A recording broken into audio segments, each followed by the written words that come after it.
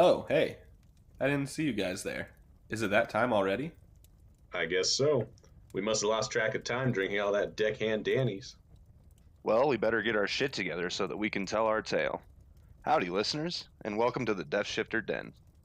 Should we bring everyone up to speed on what this podcast is all about? Yeah, that's a good idea. But let's introduce ourselves first. I'm Dakota. With us today is Andy. Hey, folks. We've also got Ray here. How's it going out there, all you mystical beings? And lastly, who could forget Ethan? Hey there, glad you could all join us today. Now that we've got introductions out of the way, let's fill our listeners in on what DeathShifter is all about. Andy, care to explain how we got started? Can do. We initially started this project with the vision of an animated TV series, and while we haven't ruled out that possibility, we wanted to make something to release to an audience sooner than we would be able to if we were creating an animated show. So we landed on an audio play style podcast. Care to elaborate on the world we've created, Ethan? I got you, buddy. DeathShifter takes place in a technologically advanced fantasy world with some utopian elements that lost magic thousands of years ago. The world features various fantasy-style races and creatures, as well as others you'll soon discover. Ray, how about you take it away with a brief synopsis? Sure thing, bud. Our story follows a human and his new companions as they try to get his memory back. Join them on their crazy adventures as they uncover secrets of the world while having a damn good time doing it. Cool. I think we nailed it. Going forward, we'll use this time to answer fan mail, questions, and anything you want to know about DeathShifter. You can find us on Instagram, Facebook, Twitter, or send us an email. If you like our show and want to support us, check out patreon.com/DeathShifter. You can also go to our website, deathshifter.com, for more information. Links are provided at the end of the episode and in the episode description. We also want to thank Anchor for giving us an easy and reliable place to make our podcast. On top of that, they distribute it to the different platforms for all of you to listen in. You can't really beat that. Well, I think I hear our death guide coming. We better get started.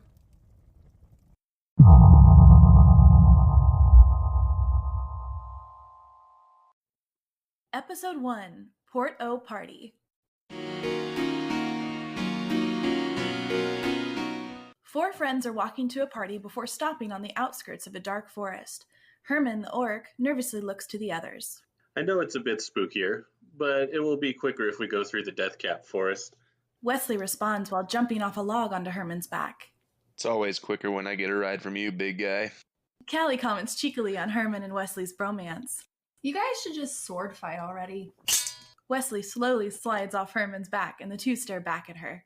You just don't know true love. Yeah, because she can't keep it in her pants. Fuck off, Wesley. Wesley's wings start to shake underneath his shirt. Herman grabs his arm. How many shirts have you already ripped this week? Cali continues to laugh while Herman holds on to Wesley's arm. He breaks free and charges at her. Barry steps in between them and points towards the line of bushes blocking their exit. Anyone see that guy over there? The four friends stop and look at the bush with an arm sticking out of it. Herman nervously walks closer to get a better look. He turns back around, slightly covering his eyes. Cali walks over to the body, shoving Wesley as she passes. Barry follows behind. Cali kneels to the ground and grabs the arm. Doesn't feel like a human to me. Barry kneels next to her and shoves the human arm out of her hand. Show some respect, would you? Wesley walks over to Herman and puts his hand on his back. Oh, don't be such a wuss. It's just some drunk human. Herman takes a deep breath and looks down at Wesley. He starts to grind his teeth. Wesley takes his hand off of Herman's back and runs over to Cali and Barry. Herman follows behind and kneels next to Cali. How much can humans normally drink? Wesley laughs. Come on, we all know that they can't hold their alcohol with those tiny livers. Barry and Cali laugh with him. While laughing, Barry recalls that Pixie's livers are, in fact, tinier than those of humans. Wait, why am I laughing? As they get ready to stand up, the arm from the bush suddenly grabs Cali's leg. Well, that's how you know he's drunk. Laying his filthy human hand on me. At least buy me dinner first, asshole. Herman reaches into the bush, pulls out the human, and lays him on the ground. They watch as his eyes roll back and forth in his sockets. Wesley kneels and uses his dragon nostrils to sniff him. Well, he smells like shit, but he's definitely not intoxicated. Barry places their hands on the man's shoulders and starts to shake him. Hey, wake up, human! Cali scoots over and leans close to the man's face.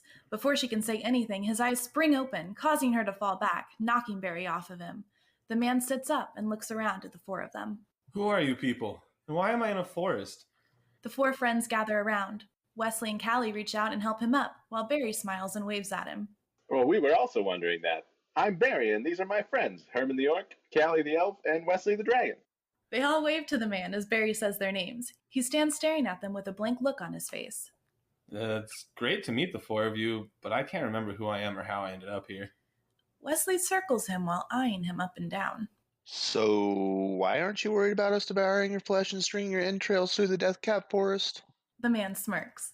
Good try. I remember the world we live in and that humans live amongst the different creatures in peace. Herman grabs Wesley and looks at the human. Back off the man's nuts, Wesley. The man checks his pockets. I have this wallet. Maybe my name is in there. He holds it out to the four friends. Cali walks over and takes it from him. She smiles wide while looking at the expired condom. Well, at least he's trying. But this condom is ancient. It's lambskin, so he's either allergic to latex or he's just fucking weird. Wesley grabs the idea and looks at it. The picture matches his face. His name is Clay Trita. Yo, he's 28. He can drink with us. Herman grabs the ID and wallet from Wesley and Cali. He brings it back over to Clay. Sorry for the rough introduction, but they'll eventually grow on you. Barry walks over and stands next to Herman. We're on our way to the sick party at the VonVon castle. Why don't you come with us? There'll be so many people they won't mind you coming. Wesley and Cali stand behind them, smiling while Clay looks at his ID. A couple of seconds pass by before he puts the wallet back in his pocket and looks at the four friends. I can't remember anything anyways. Maybe going and getting drunk with a bunch of strangers will spark my memory. The five of them walk through the bushes into the neighborhood. As they get further away, Wesley looks over to Clay. The VonVons host our regional celebration for Fay Day every year. It's gonna be lit. Literally. Which reminds me, are you any good at drinking games? Cali laughs at Wesley. Wow, Wesley, your memory must be worse than his. He just told us he couldn't remember anything. Ass. Clay looks at Wesley, confused. What's Fay Day? Wesley steps back and puts his hand out for Barry. Why don't you take this one, Barry? They're your long-lost cousins. Barry smiles and jumps forward excitedly. Can do! Fay Day is our annual holiday to celebrate the heroic actions the Fae took to save our world thousands of years ago. Clay stands still, staring blankly at them. So Barry is a magical pixie along with her long-lost Fae cousins, who everyone celebrates for some heroic act that saved our world? What was so heroic about what they did? Herman smiles wide while patting Clay on the back. Well, pixies aren't magical anymore. No one is. The Fae use the combined magical energies of every being in the world to stop an asteroid from destroying all life on the planet. Clay continues to question things. It took all of the magic in the world to stop one asteroid? Cali gets a serious look on her face. It was massive. Wesley laughs while leading the group down the street. And that is why we're going to get massively wasted. They get to the end of the neighborhood and turn the corner. Back in the bushes lays a silver necklace with two small onyx serrated daggers crossing at its ends. A talon from a male harpy appears and picks it up before moving deeper into the forest to join different creatures in lab coats. They sit perched in the trees, like birds, hiding and watching Clay and his new companions. One of the scientists looks to the other, sitting next to him. We should move now while the specimen is close. The second scientist puts his binoculars down and looks at the first scientist. You know we don't have the authority to do that. Plus, we just got back onto the boss's good side. The male harpy walks out of the darkness and stands at the bottom of the tree, looking up at them. What the hell are you guys doing in the tree like that? That's offensive on so many levels. You know what? Never mind. Let's get down. We need to get back to the HQ. The different scientists scurry out of the tree and fled into the darkness, disappearing. The male harpy turns and looks out towards the neighborhood while holding the silver necklace. We have your friend now, Clay Treader. He turns and disappears into the darkness with the others. Clay and the others walk towards a giant castle-like mansion with different creatures partying all over the property. Wesley walks in front of his crew, nodding and greeting random partygoers. Hey, man. Bro.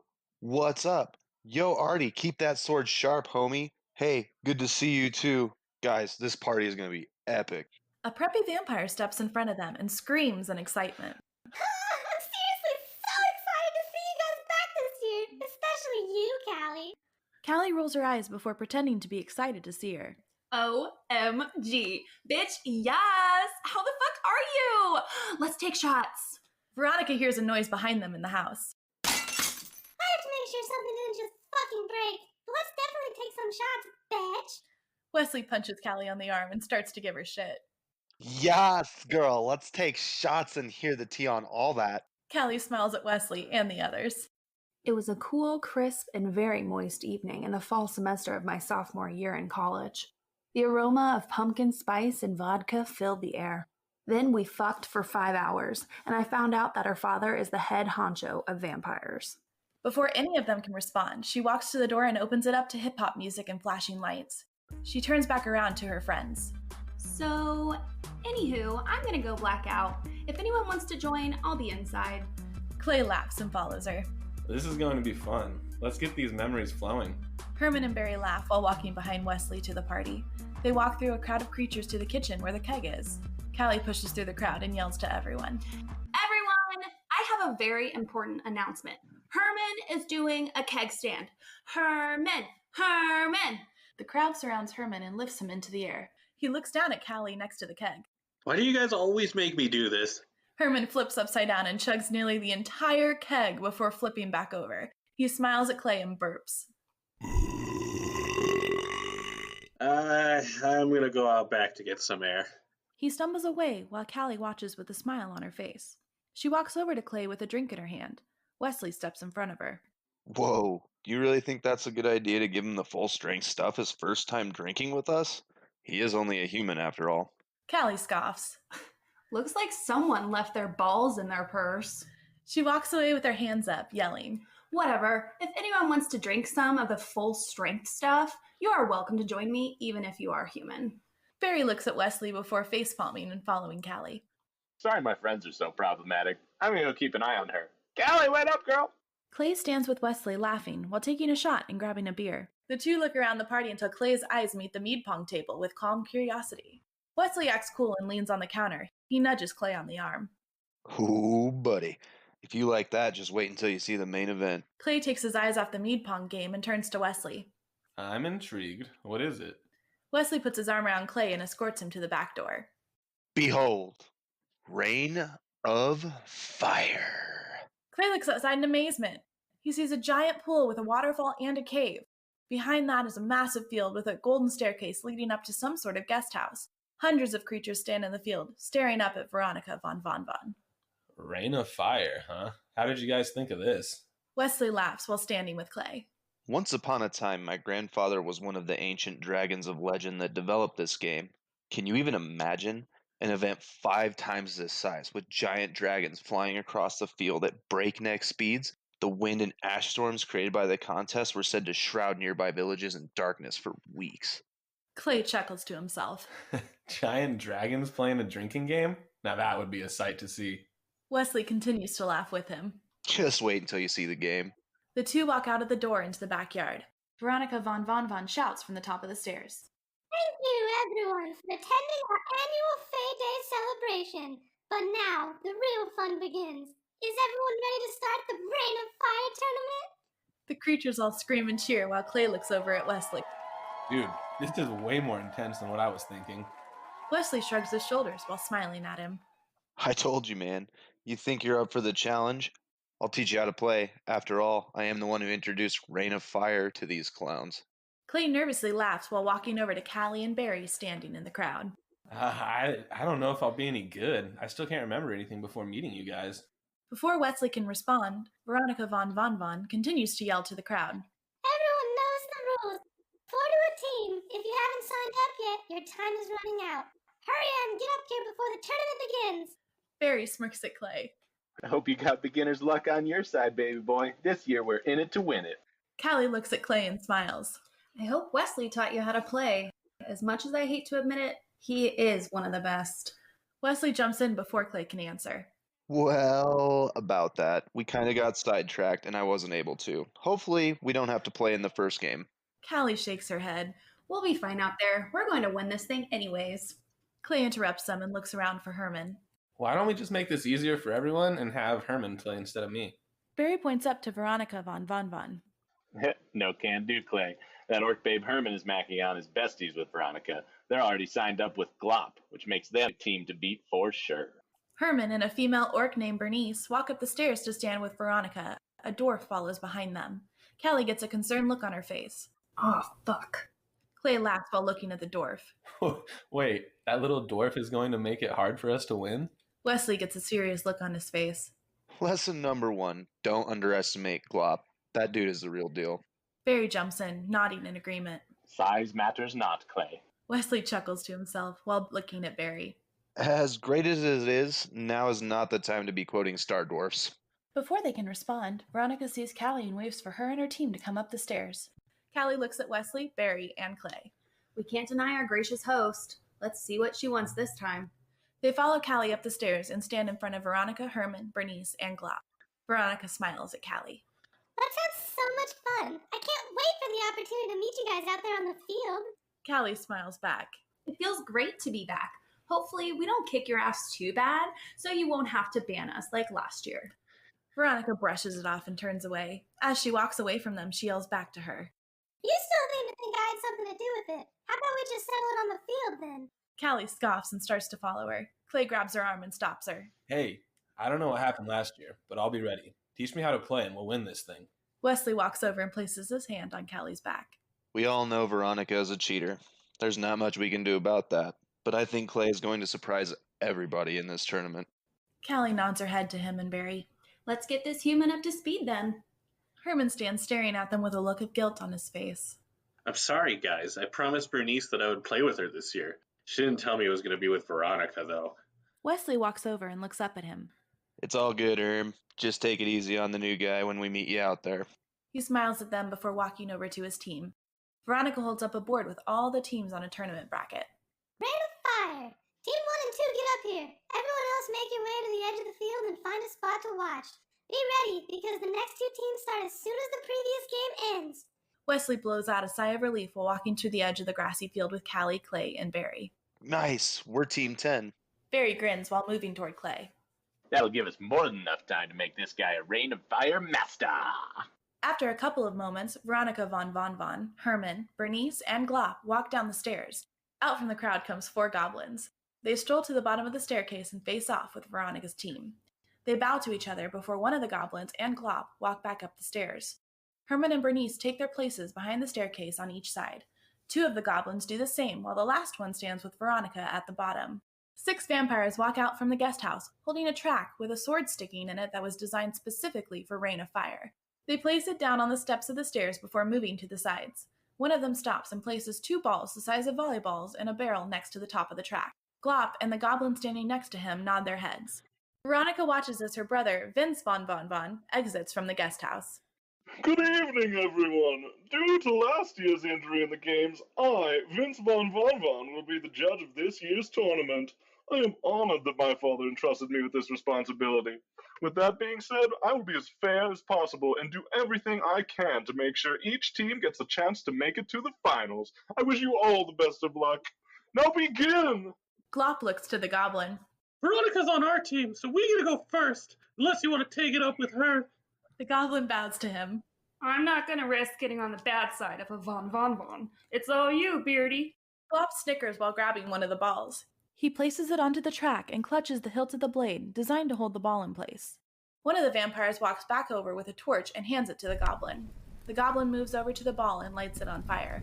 Glop pulls the blade out and the ball starts to roll down the track. Veronica stands at the bottom, controlling it to keep the fireball balanced.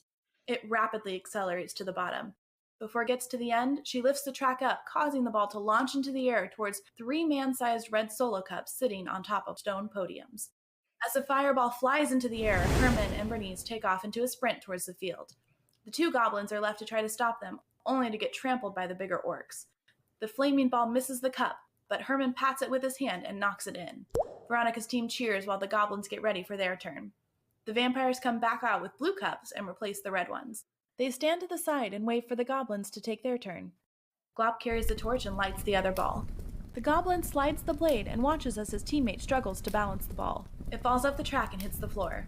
VonVon yells to the crowd. Oh, too bad. The ball fell off the track. That means a shot for all of Team 2. Team 1 made a cup, so they lead 1-0. The crowd cheers while the goblins take a shot and sip from their side drinks for the cup Team 1 made. Veronica switches spots with Glop while the 2 goblins on the stairs do the same. She readies herself as the goblins light the ball on fire. They wait for the vampires to put their red solo cups back and give them the signal. Once they do, Veronica slides the blade and watches Glop balance the ball down the track. When it reaches the end, he flips it into the air towards the 2 cups they have left. Herman and Bernice sprint forward to get the goblins to run at them. They both stop and watch as the flaming ball goes straight into one of the cups. The crowd erupts into a roar while Glop raises his hands in the air. It's the goblin's turn. Veronica lights the ball on fire. The goblin lets the ball down and watches her teammate bounce the ball to the bottom. It reaches the end of the track, and he launches it toward the 3 blue cups. The other 2 goblin teammates run out after it to get hit by the 2 orcs on defense. Everyone watches as the flaming ball misses the cups by about 10 feet. VonVon yells out to the crowd while the 2 teams change places. Oh, A for effort, Team 2, but this game isn't close at all. Team 1 just needs 1 more cup to win. Herman walks to the top of the stairs and yells down to the female orc standing at the bottom. Show them how it's done. The goblin lights the ball on fire and watches as Herman slides the blade out of the track. Herman smiles while Bernice balances it down with ease. It reaches the bottom and she launches it toward their last red solo cup. Veronica and Glop run out after it and quickly get past the 2 goblins on defense. Glop leaps into the air, Veronica grabs him and spins around. She lets go and tosses him above the flaming ball. With his one touch, he slams his hand down on the ball, causing it to splash into the water in the last cup. VonVon starts to scream while the crowd erupts, cheering for Glop and chanting his name. Dwarf tossing in the first round? Sorry, Team 2, but with 3 cups remaining, you don't have a chance for rebuttals. Better luck next year. The crowd cheers for the goblins as they walk off the field to join the audience. They get louder as Team 1 stands at the top of the steps. Clay turns to Cali, Barry, and Wesley. I think I understand the game now. Each team gets a turn to try and get the ball into their 3 cups. Whichever team does it first wins, unless the other team can rebuttal, but they can only do so if they have 1 cup left. The 2 teammates running after the flaming ball each get 1 touch to try and change its trajectory towards one of the cups. The other 2 teammates on the stairs switch off, starting the ball and bouncing it down the track. If they don't get the ball to the end and it falls, their entire team takes a shot. When you're on defense, you can stop the opposing team from getting to the cups. But do you get a touch? Barry shakes their head. No siree. The only people allowed to touch the great balls of fire are the people on offense. You're catching on pretty quick, though, Clay. Maybe you have played this in a past life. Clay nods his head while looking at the 3 of them. I think I got it then, unless there's something else I'm missing. Wesley looks to Cali and Barry. They both nod their heads. He turns back to Clay. You've definitely got the gist of it, but there are a couple more rules that will come into play if it goes into sudden death. We'll just have to cross that bridge if we come to it. Keep watching and try to come up with a good strategy. Clay smiles while looking out towards the field. The next 2 teams play their game. It's another quick one. The next game starts immediately. They continue to watch as this one goes down to the wire. Ultimately, Team 5 prevails and beats Team 6. Team 7 and 8 come out. Cali leans over to Clay. Pay attention here and be fucking ready. Barry turns and adds their 2 cents. For fuck's sake, people, can we cut the dramatics already? Clay, at the end of the day, this is just a dumb drinking game. One of the flaming balls flies past them and hits one of the spectators. They watch with wide eyes as some of the vampires run over with a stretcher. You know, with dangerous flaming balls. Clay nervously smiles before turning to watch the rest of the game. Just like that, it's over, and Team 8 wins. VonVon calls the next 2 teams out. It's time for the next game. Teams 9 and 10 move quickly and get to the staircase in the center of the field.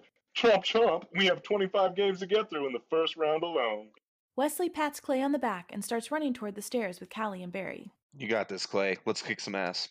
Clay takes a deep breath before following them out onto the staircase. Hopefully I don't die before remembering anything. They stand together, waiting for Team 9 to join them. A couple of seconds pass and a group of mole people walk out into the crowd and stand next to them.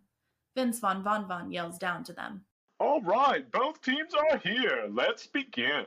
Wesley looks at Cali and Barry. I'll stick by Clay since you 2 work great together. Cali smirks while running up the stairs. Barry stands at the bottom. They turn to Clay and Wesley before they run to their spots on both sides of the stairs and whispers to them. I don't know why the mole people signed up again this year. Don't get me wrong, any race can do anything they want. It's just light reception not being your strong suit makes flaming balls flying at your face kind of hard to deal with. Wesley laughs, putting his hand on his face. I can't believe I didn't think of that. Hey, Clay! Clay interrupts Wesley and yells back at him. Yeah, I heard Barry too. We got this. Wesley scoffs before smiling and readying himself. Clay joins him and the 2 look up at one of the mole people lighting the ball on fire. Barry drops it. They all watch as Cali balances the flaming ball down the track with ease. She lifts it at the end and launches the ball into the air. Wesley takes off after it while Clay turns around and runs towards the mole person guarding Wesley. He gets both of them to follow him as Wesley runs untouched after the ball. It falls just to the right of one of the cups, and he pats it in with his one touch. Cali lifts her hand in the air while yelling at him. Not bad for a pint-sized dragon. On the way back to the stairs, Wesley switches sides and walks past Clay. I got you this time. Just run after the ball and make sure it goes into one of the cups. Clay nods before the two get to their spot to defend the mole people's turn. Barry lights the ball on fire and watches the mole person drop the ball down the track. The mole person at the bottom of the stairs squints while trying to balance it. She turns too far to the right and drops the ball on the floor. VonVon yells out to the crowd. Bummer. Team 9 needs to take a shot. Can the mole people see out there? The crowd laughs as the vampires change the blue solo cups back to red. 2 cups sit on the stone platforms while Clay and Wesley ready themselves on offense. Cali runs up the stairs, high-fiving Barry as they pass. This game is already over. Barry high-fives her back, then jumps the rest of the way down the stairs in excitement. Watch close, Cal. I'ma make my ancestors proud. Cali smiles wide while the mole person lights the ball on fire. She lets it go and watches Barry balance the ball back down the track effortlessly. They take a deep breath before launching the ball into the air. Wesley runs toward the mole person in front of Clay and acts as a distraction. He sprints past them after the ball and gets behind the red cup. The ball is about to fly past him, but Clay jumps and swats the ball down, knocking it into the cup. The crowd cheers while he runs back down towards the stairs.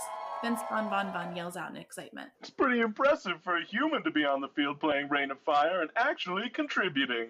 Team 10 leads 2-0. Can Team 9 get a cup here? The mole people get ready and drop the ball. Again, they have trouble seeing and it falls off the track. They take their second shot of the game and stumble to their new spots. Clay and Wesley run past, high-fiving Barry and Cali before getting to the stairs. Without hesitating, Clay runs to the top to drop the ball for Wesley. He gets up and watches the mole person light the ball. This one is all you, Wesley. End it with this shot. Wesley smiles back while watching the ball drop down the track. His smile fades as he gets serious. The ball gets to the end, and he loses control, causing it to fall off. Cali and Barry yell at him from both sides down the stairs. Damn it, Wes! Way to drop the ball, Wesley. Clay and Wesley take their shots before passing each other. Wesley smiles nervously at him while getting to the top. My fingers slipped. Clay readies himself at the bottom of the track. It's all good, man. Drop the ball again, and let's see what I can do. Wesley drops the flaming ball down the track. Clay carefully balances it. The ball lurches to the right, nearly falling off the track. He flips the track to the left and catches it. It speeds up and starts to move to the edge. He flips the track in the air, causing it to jump. The audience watches in anticipation as the ball flies towards the bottom edge. Clay waits for it to get closer and swings the track into the air, launching the ball skyward. It flies high into the air down the field, but its trajectory is off course, heading towards the crowd. Cali and Barry take off after it. They run closer together as they continue sprinting in the direction of the ball. Barry uses their pixie wings to float off the ground. Cali speeds up and jumps under them. They clasp arms mid-air before Barry swings Cali and lets her go. She flies past the ball and uses her one touch to knock it backward towards the cup. Barry lands on the ground and runs after it before diving and hitting the flaming ball into the air with the team's last touch. The crowd gasps as everyone watches the ball hit the rim of the cup and flip over it, hitting the water inside. Everyone erupts into a cheering roar, including the mole people. VonVon uses the speakers to yell to everyone. That was one of the craziest plays we have ever seen. I can't believe this is still the first round of the tournament. Seriously though, I genuinely believe the mole people cannot see. Clay, Cali, Barry, and Wesley run off the field, jumping in excitement. The other creatures in the crowd pat them on the back as they pass. Finally, they calm down, and everyone watches the rest of the first round games. The first round finally comes to an end, and VonVon walks out of the guest house before yelling to the crowd. Alright everyone, there has been a change of plans. Because of this year's tournament being larger than usual, we can't finish it all in one night. After a lengthy discussion with the rest of the VonVon family, we have finally decided to hold the second round next weekend, which means we get to party more! The crowd again erupts into a roar before calming back down. They look back up at him as he gets ready to speak again. It is getting late though, so everyone needs to leave. Right now. Except for you, Team 10. Barry chuckles while looking at Cali. Lols, bet that has nothing to do with the fact you two used to bang. Cali smiles wide before they all erupt into laughter while watching the hundreds of other creatures clear out of the enormous castle mansion. They walk back inside to the kitchen and find a bottle of some hard liquor called Deckhand Danny's. Wesley grabs 5 glasses and pours the Deckhand Danny's into them. Clay stares at Wesley, holding one finger in the air, looking out of the kitchen into the hallway. Wait for it. Herman comes stumbling around the corner. He stares at Wesley. There better be one there for me, too. Wesley smiles while sliding the filled shot glass toward him. He catches it and walks over to the others. They all raise it into the air and clink it together. The 4 friends all chant together. Forever. Barry stops everyone from taking their shot. Wait, stop. It's not 4 anymore. Clay's here now. It's 5. The others all agree and mumble. You know what I'm saying? Yeah, that's true. They raise their shot glasses again. This time, all 5 of them chant together. Forever. They walk into the living room and continue partying with those still left at the VonVon watch party. Night turns to day. Clay, Wesley, Herman, and Barry are all piled up on the couch, passed out. The sound of a door shutting in the hallway wakes them up. The 3 friends look to Clay with hopeful eyes. He shakes his head. I still can't remember anything before meeting you guys last night. Wesley stands up and starts to stretch. Well, that's a bummer. Anyone hungry? We can go grab some food. Maybe that'll help Clay remember. The others all stand while Barry turns to Clay. You're one of us now, as far as I'm concerned. You're welcome to stay with us until you get your memory back, or longer if you'd like. Clay smiles through the throbbing headache he has. I mean, those 5 forever shots in our epic game of Rain of Fire said it all. I'm honored to be a part of your group and would love to stay with you guys. Cali laughs while walking out from the hallway, putting on her shirt. She looks over at Wesley. Man, almost everyone played great last night. I can't wait to play again next weekend. Before Cali can get to the front door, Herman is there holding it open.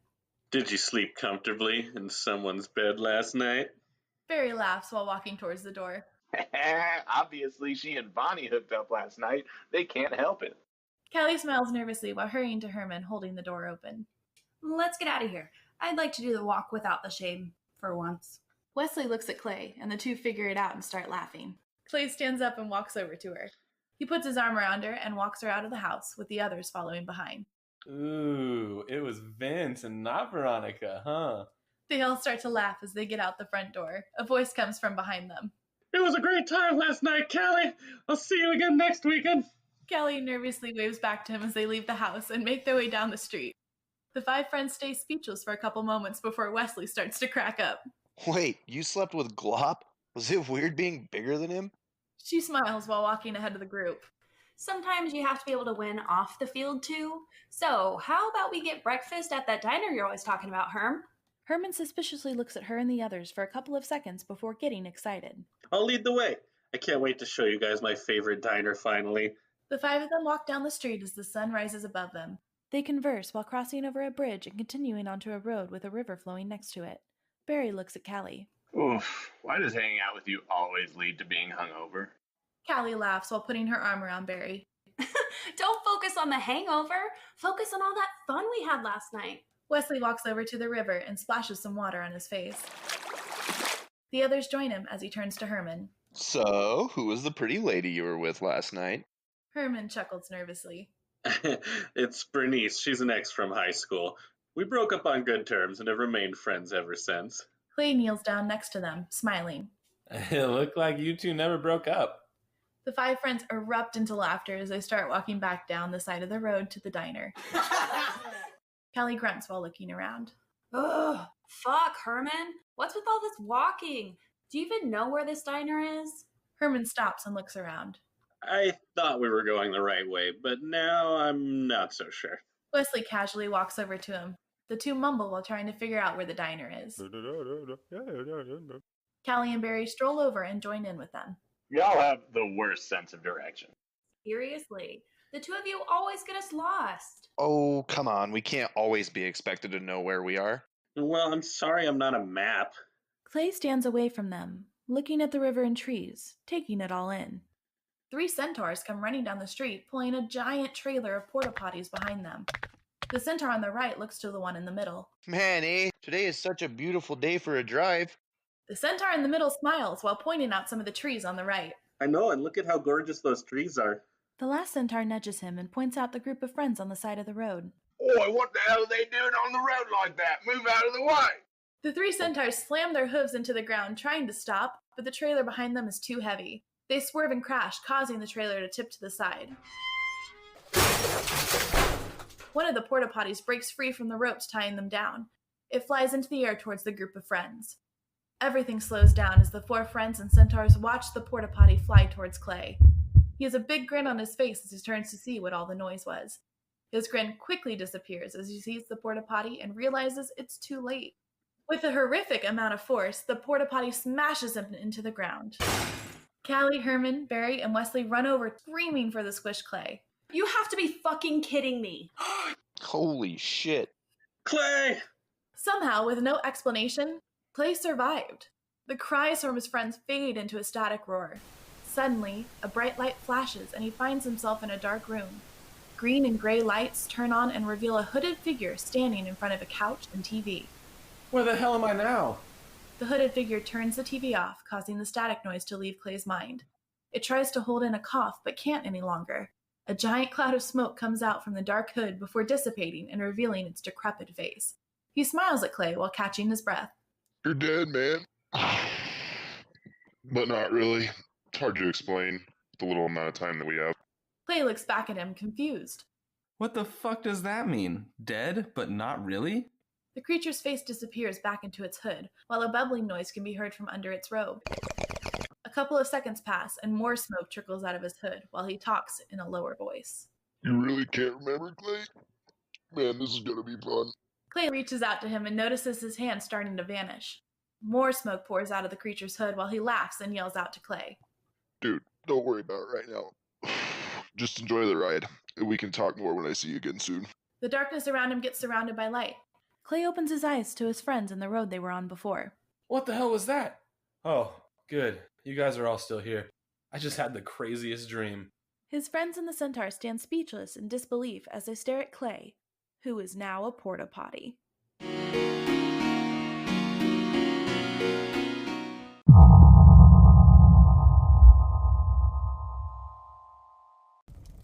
Oh man, that was pretty wild. Any of you see that one coming?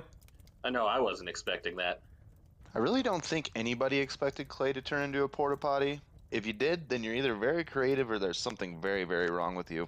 Yeah, nothing wrong with me. What about you, Death Guide? Ah, damn it. He left before saying anything. Sorry, listeners. We thought he would say a few words. We'll get him next time. Well, we hope you all enjoyed episode 1. Catch the next episode in 2 weeks. And remember to follow us on Instagram, Facebook, Twitter, or just go to our website at www.DeathShifter.com. You'll find all the links there as well as down below in the episode description. If you're interested in supporting us and gaining access to exclusive trailers, bonus episodes, and more, check out patreon.com/DeathShifter. Thanks for tuning in. We look forward to hearing from you and continuing the Death Shifter adventure. Don't forget to submit your questions to our social media pages or website. We'll answer all questions, but 3 will be featured in our next episode. If you want to know who voices the characters, check below in the episode description for the cast. Thanks again, and don't forget to tip your death guides.